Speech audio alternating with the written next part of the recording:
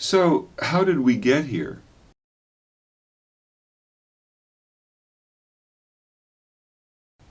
Zippo-zappo by a god floating off in some unseen dimension?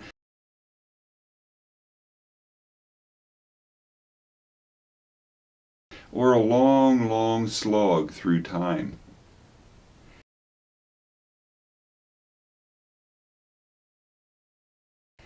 You know, there just might be some other pieces to that puzzle.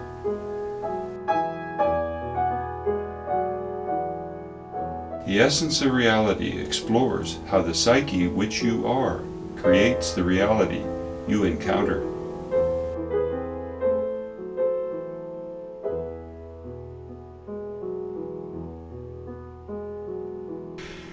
Alrighty then, you found the essence of reality. We explore consciousness here, the nature of your own existence, how reality actually works. Common paradigms like religion and science just don't describe experienced reality. Worse, if you believe in them, they actually hide life's real flow. You create your life qualities. No God does. No external power source does. You do. If you want to see how that works, stay tuned now with an open mind and come back again, because we sure have a lot to cover. This issue looks at life with a focus on evolution. Of all the bogus superficial debates that dominate our society, those fluffy points of phony contention that the press likes to emphasize, of all of them, evolution versus creationism stands as a perennial favorite and simultaneously as idiotic. The real debate, if you consider the full scope of nature on this planet, is not whether nature evolves or was created in a flash by a deity. No matter how life forms got here, they're evolving now beyond question. Have you seen a passenger pigeon lately? Billions of them covered North America 200 years ago. None remain. The West African black rhino, the Pyrenean ibex, the golden toad, the Bubal hartebeest, nearly 500 life forms have passed out of existence in the last century. New ones evolve too. Insects evolve rapidly to accommodate poisons. Others, even higher animals, respond to climate change. Are you familiar with dogs? Most breeds haven't been around for all that long. To question that evolution is happening is banal beyond the need of discussion. The real debate is how we got here to this current state of nature. And that debate does have two sides. One is Darwinism, evolution over a very, very long period of time by mechanism of natural selection.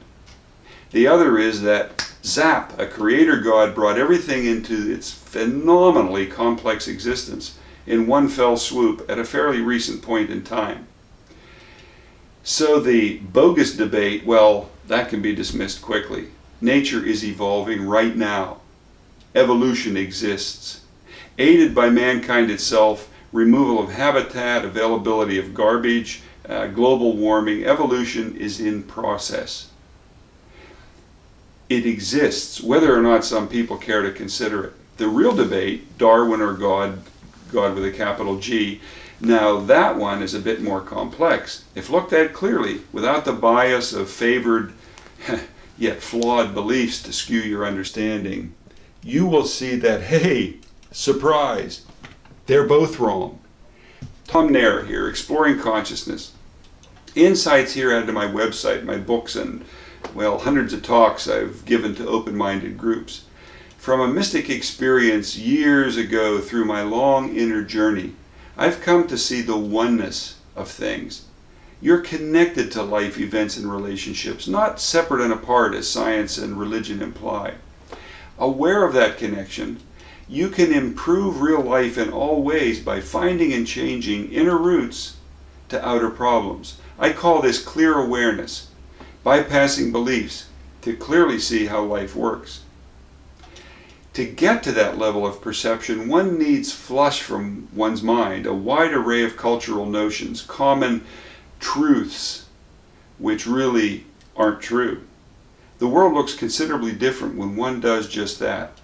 Most people, along with the public media that wants to cater to most people, so they keep coming back for more distorted information, most people don't analyze or question beyond superficial levels. Then they judge veracity based on their own archaic beliefs.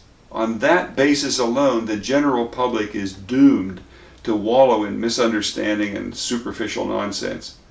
I'm imagining that you, by watching these deeply penetrating videos, are looking for deeper understanding.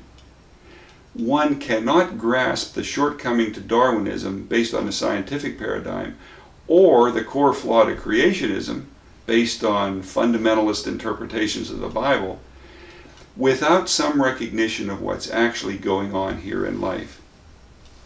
Consciousness is inherently connected to reality. You can't have one without the other, kind of like a magnet. Existence of the South Pole implies and requires a North Pole, or two sides of a coin. Consciousness and reality cannot exist independently.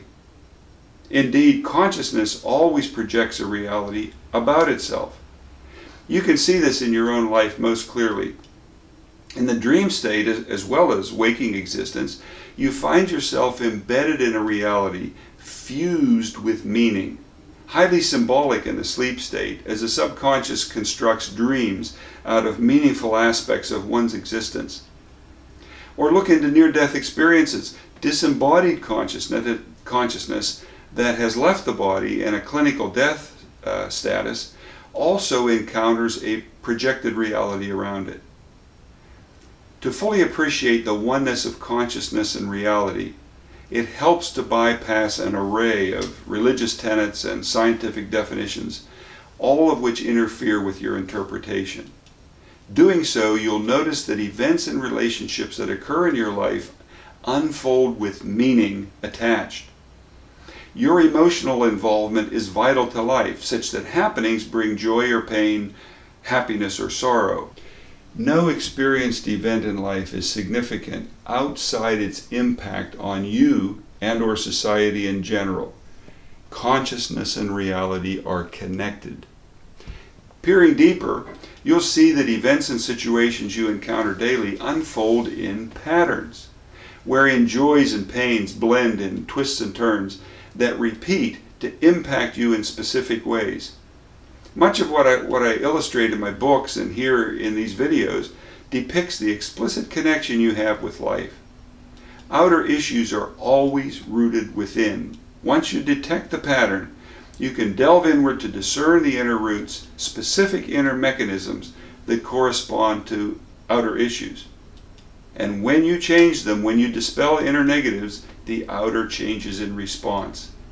This inherent metaphysical connection to life is beyond the scope of the scientist and his Darwinist view. Science only looks outward. It only allows for real-world forces and sources. Science views the world as an objective universe, one consisting of only matter and energy.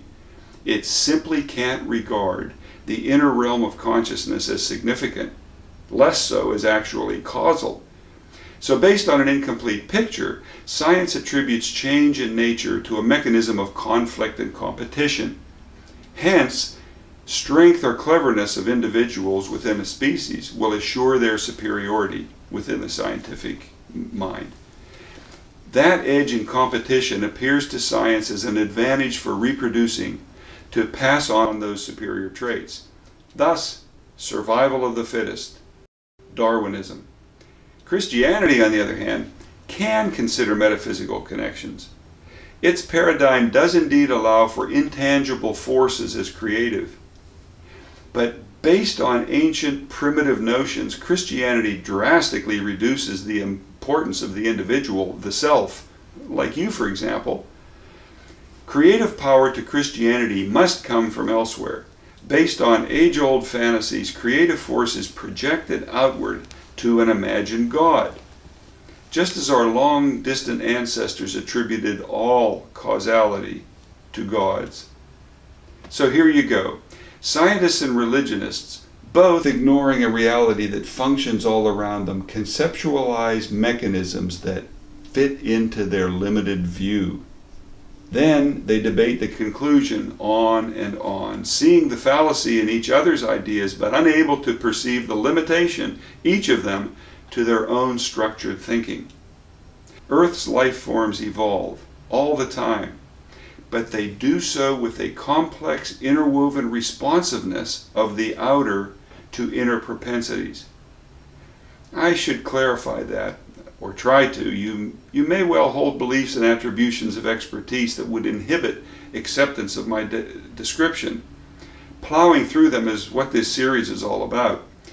If you could suspend your current belief structure, you would see this very clearly. Life on Earth evolves in distinct, meaningful ways, never random, never governed by strength or dominance, not originally created by an external source. All life on Earth develops in meaningful directions dictated by consciousness, which includes your personal point of awareness. Concepts of strength, survival, and divine forces appear to be built in, but only so far as imagined. None are causal per se. Without beliefs to interfere, that's what you would see in terms of functional evolution going on all the time, an interaction of consciousness and manifested reality. And you wouldn't get caught up in the silly evolution versus creation debate. Bye for now. See you later. Of all the bogus superficial debates that dominate our society, evolution versus creationism stands as a perennial favorite. The bogus debate, well, that can be dismissed quickly. Nature is evolving right now. The real debate, Darwin or God with the capital G, now that one is a bit more complex. If looked at clearly, you will see that, hey, surprise, they're both wrong.